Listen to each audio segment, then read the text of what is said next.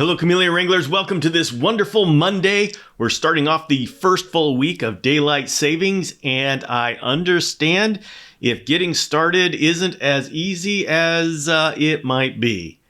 So good luck to us all. But hopefully I can start this out with a little chameleon goodness, and I'm going to actually continue on with the community theme from yesterday's vlog, where we were looking at cages and chameleons from the community, and there was such a great response, and I got new cages and things to share with you. And if you were on the live session, the chameleon chore night last night, you would have been part of the conversation. You realize this is pretty popular, and so you know what? We're going to do another episode of this. And I will definitely, if you've got a cage you want evaluated, or you have a chameleon that you love and just want to share with the community, send it on over to me. And I think this is having the chameleon community is what makes it wonderful for us. I mean, I do a lot of education, I do a lot of sharing stuff that we've learned and experiences and things we need to learn. But sometimes we just gotta sit back and enjoy the community that we are building on in this little corner of the digital universe. So first of all, yesterday we talked about Marsha Ipsen's new cage that she just built. She's very much a DIY type person, and she built a cage for Satan, her veiled chameleon. And so yesterday, Satan was able to go into his new cage, and yes, I guess he's got quite the personality, so has earned the name. And so let's go ahead and take a look at the cage. I'm going to put it up right here. As you can see, this is the cage before everything was put in. There's a nice branch network in there. Take a look at that thing. I mean, talking about having all sorts of perching branches combined with a bunch of networking branches. And if you remember, the perching branches are the ones that we expect the chameleon to spend some time on, like whether they're sleeping or basking. And that's the one that we specifically choose for their diameter to be to where the chameleon can put their entire claw around it or halfway. And so we're very particular with where we put these perching branches. And then the network branches are just branches of any different kind of diameter, and they're just spread throughout the cage. The network branches are what allow the chameleon to just go into all corners of the cage. That's important because our cage is actually containing an environment, and this environment has a number of different microclimates. And the more areas of the cage, from the top down to the bottom, left to right, front to back, that the chameleon can access, the more microclimates that it can find. And you know how we are during the day. We are always changing our temperature. We're rolling down the window, we're rolling up the window, we're turning on the air conditioner, turning off the air conditioner, we're going to stand by a window to sit in the sun. Oh, we're getting out of the sun. We're doing this all day. Chameleons are the same way. And the difference is that they are in a smaller space. And this is why it's so important for us to take creating an environment and all these gradients and microclimates seriously. So, okay, let's go on with looking at Marsha's cage here. And this is Marsha checking the UV index of 3. That is excellent. That UV index of 3 is the level that we have standardized around. Mainly because that's the one that we've actually tested to be able to provide enough vitamin D3 through UVB synthesis, through UVB, enough to fully calcify a clutch of eggs. And so that was our test bed. Now, doesn't mean the UV index of 3 is the ultimate answer. It's only the best answer we have right now. So more testing to be done. Although the testing that is being done actually confirms that UV index of 3 is a really good number. So maybe that is the ideal number. I don't know. And this is a shot of the cage from far back. Oh, look at that. Satan's in there. Hanging out amongst the plants. Very nice. Very nice. And all right. Wow, look at this. And the cage takes its place among other cages that Marsha has put together. Wow. Now that is there, Marsha, you got some talent. Those look good. I mean, there's a lot of people. It's very easy to make a functional cage. And so everybody try it once. Don't worry if you can't make it look great, but it'll be functional and it'll be the same to the chameleon. But there's some talent that went into making these cages look this good. So good job. That's an inspiration, Marsha. All right, let's go on and take a look at Eliza Ann. Eliza Ann has some Dragon Strand cages. And Dragon Strand is the company, my caging company. So I have designed cages, started this company in 2013, back when screen cages were the only cages for chameleons. And I introduced hybrid cages to the chameleon market. And it wasn't just as easy as saying, hey, here's some hybrid cages. I had to actually carve it out of, you know how people are these days. Chameleons can only have screen cages. They still say that now. Imagine what they were saying over 10 years ago when there weren't any other options. And so I had to carve out the community and say, okay, this is why a hybrid cage is better than a screen cage in many circumstances. So that was a little bit of a history there. So anyway, Eliza Ann has a tall hybrid. This is a Dragon Strand Tall Hybrid. And let's take a look. I can see that beautiful panther chameleon in the background. And Eliza has added on a backdrop at the end. You can get those from petbackdrops.com, and has really nicely planted up this cage. Yeah, so when we're talking about good cage design, we're talking about having an area on top that's open that the chameleon can bask in, and then area in the middle where your chameleon's able to hide in. And this has it. Excellent, very nicely done. And let's go to the next one. Okay, so she's got two Dragon Strand Tall Hybrids. She put on the background on this one, the backdrop on this one as well. And you know why I love this one? Yes, why do I love this one? Because it's got prayer plants, the Maranta prayer plants.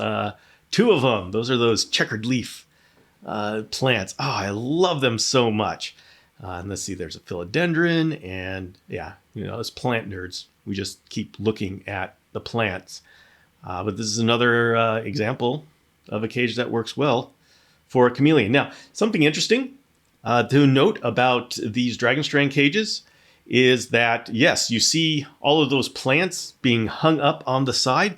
That's because these cages come with dragon ledges. Every one of these cages comes standard with dragon ledges, and those are the branch anchors that are on the side that allow you to mount branches and plants up where the chameleon wants to use them, and you can keep the floor clear. And I should have said that on the first picture, but let's bring up that first picture again. Yeah, you see how you have so much foliage in the middle. That's what I call the floating garden style, and the bottom is completely clear. What that does is it means that you are able to see whatever's going down at the bottom. The poop, you can monitor the poop. None of the escaped feeder insects can hide down in the bottom. If you have pots on the bottom of the cage, the feeder insects can get under the pots.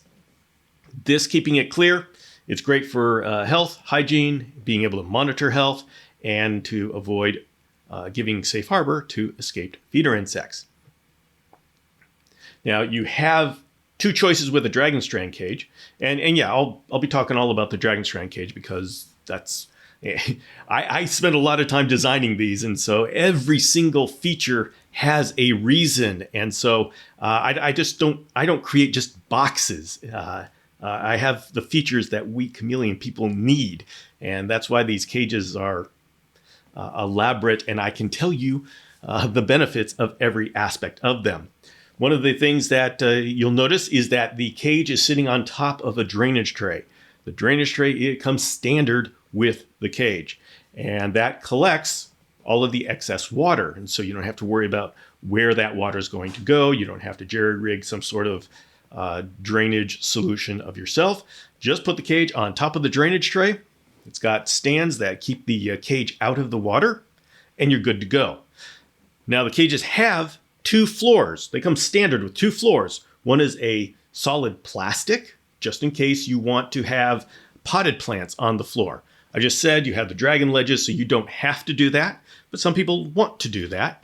And so that allows you. And yes, there's a support in the drainage tray to support the floor so you can put potted plants in there. That said, the plastic floor actually has another use, and that is to help you when you first get a chameleon. When you first get a chameleon, you want to be able to monitor their poop. And so having a plain floor allows you to know how often they poop, how much they're eating, how healthy it looks, how hydrated they are. Very important things, especially when you're starting off and you're just getting used to a new chameleon. I mean, I've done this for decades. When I have a new chameleon, they have a plain floor. Every chameleon is different. The situation is different. And so it's important that I get to know what's going on with each and every chameleon, and having a plain floor allows me to do that. Now, once I get used to this chameleon, then I take out that plain floor and I put in the screen floor. And as you notice, what's really cool about the screen floor is 2 things. First of all, you get 100% drainage. So mist comes in, it just goes right through the floor and nothing sticks around on top of the floor area, because there really isn't much floor area for it to stay on. Second of all, visually, the entire floor disappears. If you look at this cage right here, your eye is directly taken to the forest that is in this floating forest garden that is in the cage. Your eye's not taken to the bottom of the cage, which if you have like a solid floor, you see the bottom, you see things. And so having the screen there, the floor just disappears. And so it's an aesthetic thing that is kind of nice. And by the way, take a look at those latches. I love those latches. Those latches are seriously good latches. All right, this is Bilbo Baggins. Oh my goodness, what a beautiful Jackson's chameleon. This is Bilbo Baggins is a Jackson's chameleon that was captive born from Living Art by Frank Payne. Kenyan bloodlines. This is the yellow-crested Jackson's chameleon, and I know it came from Kenyan bloodlines. So beautiful. Bilbo, you're just gorgeous. And her panther chameleon. Beautiful. Okay, so that is the fun of looking at these cages.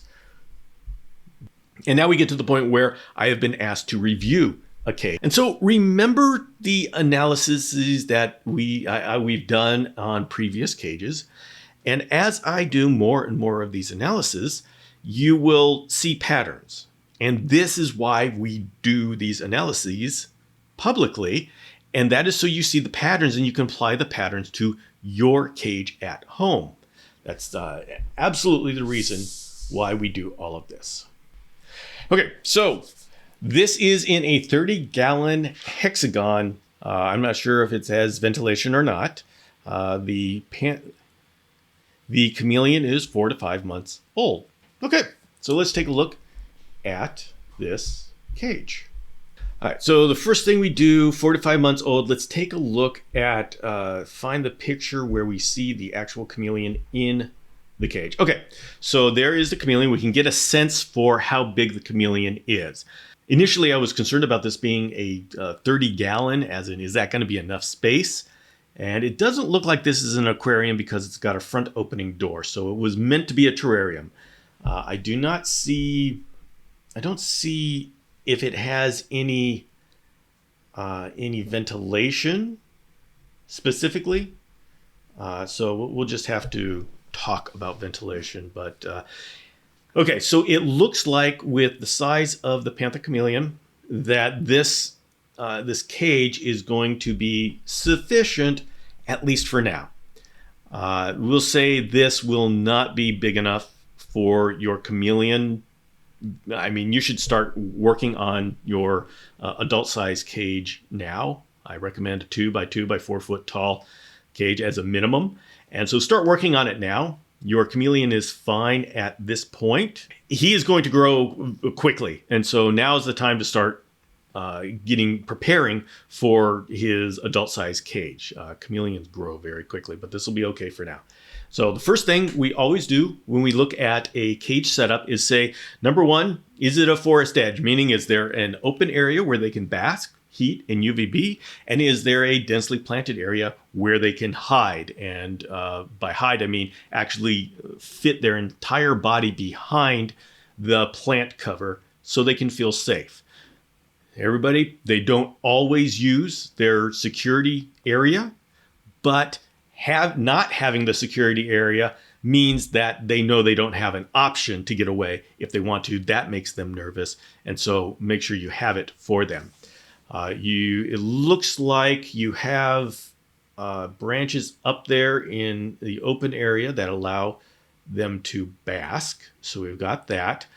I would be concerned about the amount of foliage. And this is a problem with foliage that is placed on the bottom of the cage because it has to make its way up to where the chameleon needs it. So that looks pretty sparse. I would feel better if it were thicker and higher for the chameleon.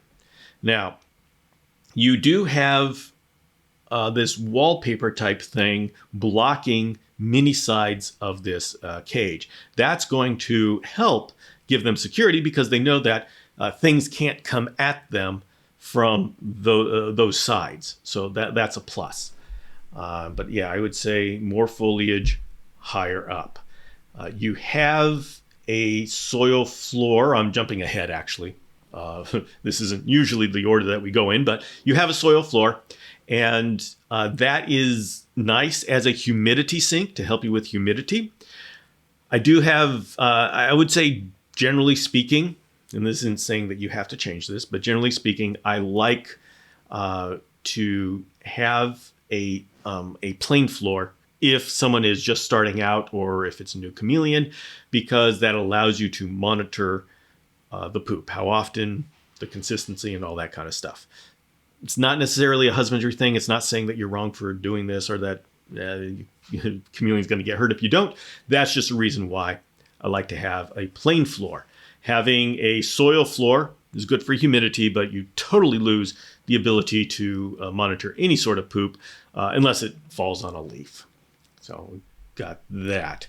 All right, as far as branching, I like to have a lot of natural branches crisscrossing throughout the cage, even in the open area behind the plants, just to give the chameleon access to all parts of the cage. It looks like you have not a whole lot of options for your chameleon to explore. I would say, I mean, you've got the basics there. You've got the basking branch, and it looks like you've got some things that go through the plants.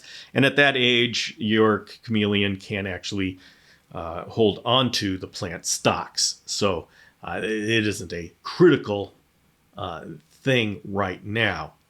What I would suggest doing, actually, is taking a look at some of the other cages that I featured earlier in this video, and you don't have to necessarily totally redo and figure out how to redo this cage right here. Because, yeah, I know what your challenges are. When you got your glass walls, how do you get things sticking up there? I mean, you suction cups and all that.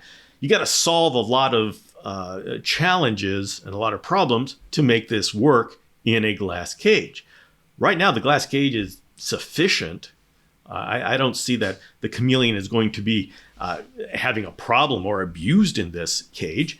But all of these things that I'm saying, it would probably be better to just get your 2 by 2 by 4 foot tall cage and just start building that out with all of these suggestions. Look at the cages that I featured earlier in this video and copy those. You can go to chameleonacademy.com/profiles, I think it is. Anyway, I have a basics course on how to do it and lots of examples. And then I have a Panther Chameleon profile on ChameleonAcademy.com that talks specifically about the Panther Chameleon and how to build up a cage. In fact, I actually have the Panther Chameleon podcast, which has some video episodes, but it was an audio podcast. So let's go ahead and keep going with the analysis. Okay, we talked about the perching branches, saying we need more perching branches, more network, more plants to hide behind. For the light, it looks like there's enough light inside this cage. I can't tell exactly what lights are being used, but I do see that there's a basking light in back. So, and it looks like that is pointing directly on the basking, that one basking perching stick that looks like it's the perfect diameter for the size chameleon you have. That was a very nice, I see you use the bendable vines going through, but then you specifically chose a perching branch that was excellently chosen for that size chameleon. So we've got that, and I believe that light going across the top would be the UVB. And so as long as that's like a 6% or 5.0, a T5 bulb, 6% strength, 5.0 strength, that would probably, it looks like it's doing the job. A 12% or 10.0 would be too much at that distance. Now, I will say the top to that cage is different than the standard screen that I usually use.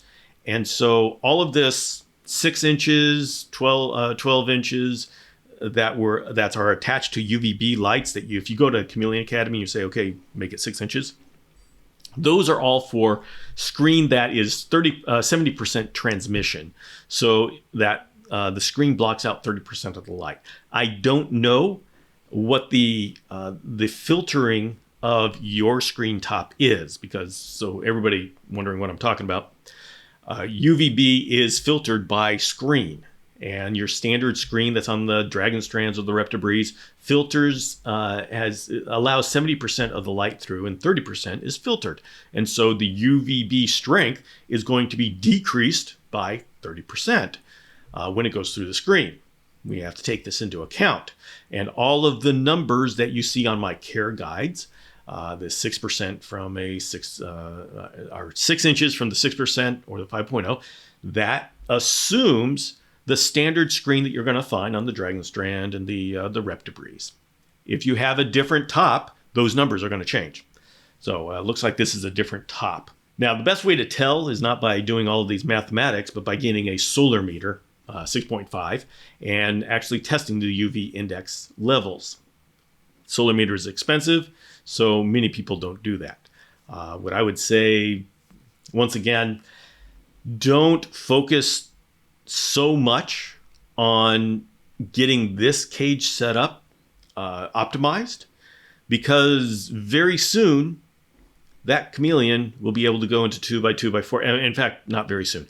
Right now, that chameleon could easily go into 2x2x4 foot tall cage and be entirely happy, be ecstatic. So I would actually encourage you to go ahead and make the upgrade now. So I'm giving all of this talk about this particular cage, but you will have to upgrade, and now is a good time to do it. They will not get lost. As a baby, he's not going to get lost. He's not a baby. He's a juvenile, and he'll do fine in his adult-sized cage at this point. Now, I see you have a nozzle back there. It looks like a fogger tube, so I am betting he gets good humidity. The glass cage looks like it's not watertight. I can see a seam between the door and the rest of the cage, so there's probably... As much as we are concerned about this being a glass cage, and people are going to be saying, oh, there's not going to be enough ventilation in an aquarium that is meant to be watertight, that is correct.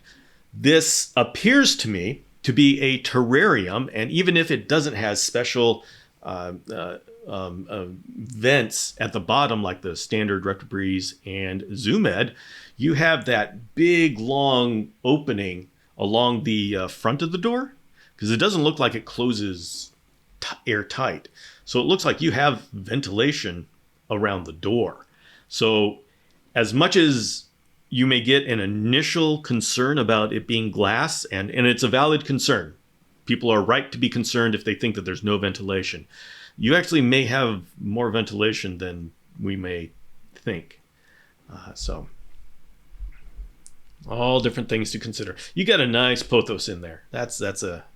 And if you have that planted in the substrate, yeah, it's going to do great with the humidity and such. So I mean, I would start making your permanent cage and move your chameleon over as soon as you can. But I would keep this terrarium. You're going to have a real nice growth for the plants in there.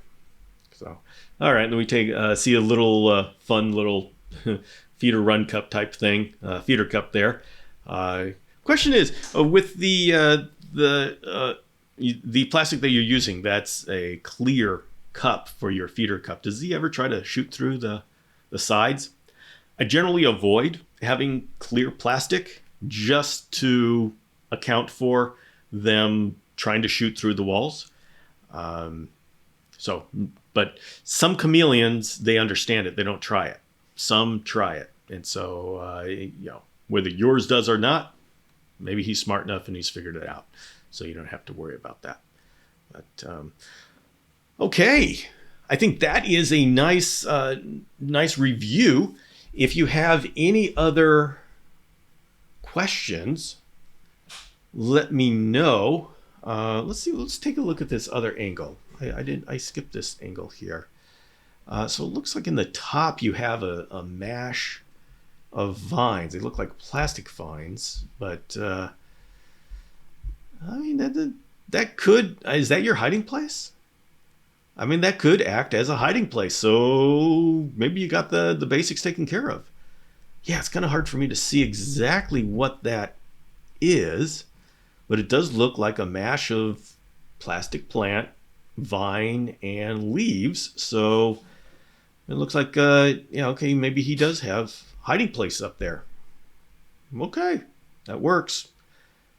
It's kind of non-standard to create a hiding place by having a mash of plastic plant and vines, but it works. That's all we care about. All right.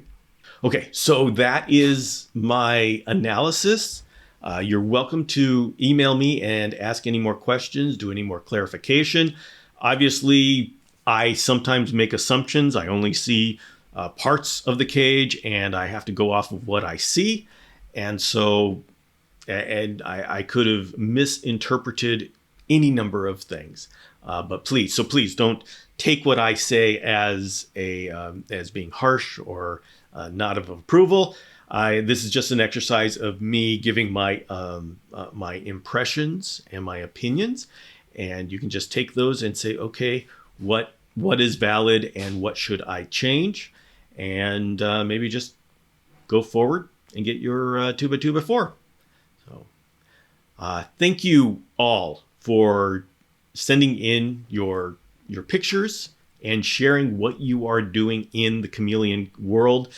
This is where it gets fun, where we see what everybody else is doing. And remember, if anybody else wants to send in their chameleons or their cages, please do. Bill at ChameleonAcademy.com. And I really enjoy sharing what the community is doing. Now, if you are interested in some of those Dragon Strand cages that Eliza Ann was showing off, they are available from dragonstrand.com. And yes, purchasing those helps support this show. In fact, it's one of the main income sources that allows this show to actually happen. If it wasn't for that, I'd be stuck in corporate America. And instead of this show, I would be on the phone talking to Europe and then spending my evenings talking to China, because that's just the way it goes in consumer electronics. And so I feel entirely grateful to be able to do this. And the support that you all give me allows me to do that. Whether it's Patreon, giving super stickers on my live shows, buying Dragon Strand cages, purchasing an enclosure from Custom Reptile Habitats, and using the coupon code Chameleon10 at thebiodude.com. These are the things that allow me to do this kind of show. And so, from the bottom of my heart, I thank you for your support. Okay, it is time for me to send you off to have a wonderful Monday. It's wonderful starting the week off with you here. And I implore you to take care of yourself, be excellent to each other, and I'll see you next time.